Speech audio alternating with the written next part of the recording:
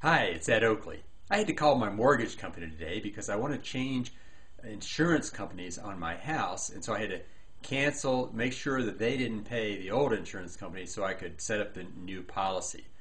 Well, you can imagine what happened. I call the 800 number and I go through a number of different numbers trying to figure out what the option is, and I'll bet you figured out how to do this too. Eventually I hit zero and sure enough it got me to an operator, although some people had figured out that we don't want zero to be an option, so they want you to force you to get this option.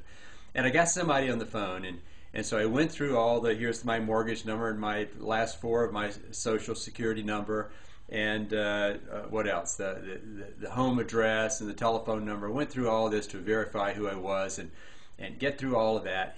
And guess what? When I told him what I wanted, he couldn't help me. Had to send me to a different number. Probably doesn't surprise you, does it? But I thought about that, and what I realized is, what are these companies doing? They're automating every part of the job they possibly can. If you think about it, most of those numbers I would have pressed, most of those options would have sent me to an automated voice that told me, balance, payment information, those kinds of things. So what are they doing? They're trying to create every job as dispensable as possible. They want to be able to hire the least expensive labor to do the jobs as they can, which means they don't want them to have to think.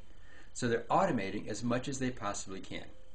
And it really fit, I thought, what my message is today.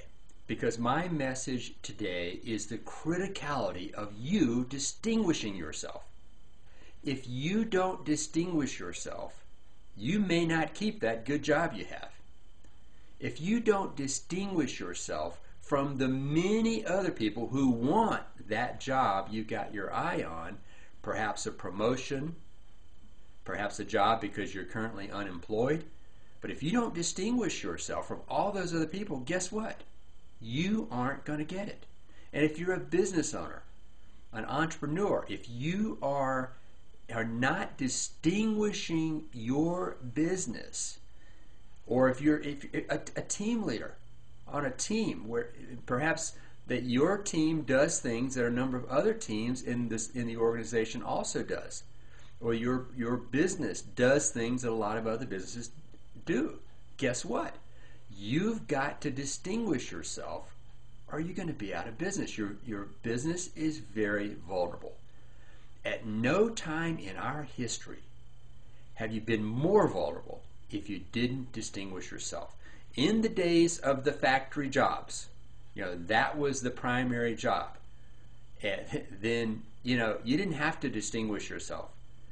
And in those days where goods and services were in tremendous demand, you could get a good factory job, and lots of people did that. And by the way, it's not about working out in the factory or not working in the factory, because if you're working in an office environment, chances are that's also becoming more and more of a factory job. I hate to tell you, but a lot of the aspects of many of our jobs can be and are being outsourced. You've got to distinguish yourself.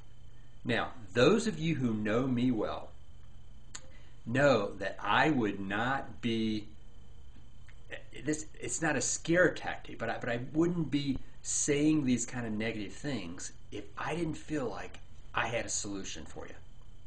So think about this concept of the importance of your distinguishing yourself, and I'll talk to you again soon.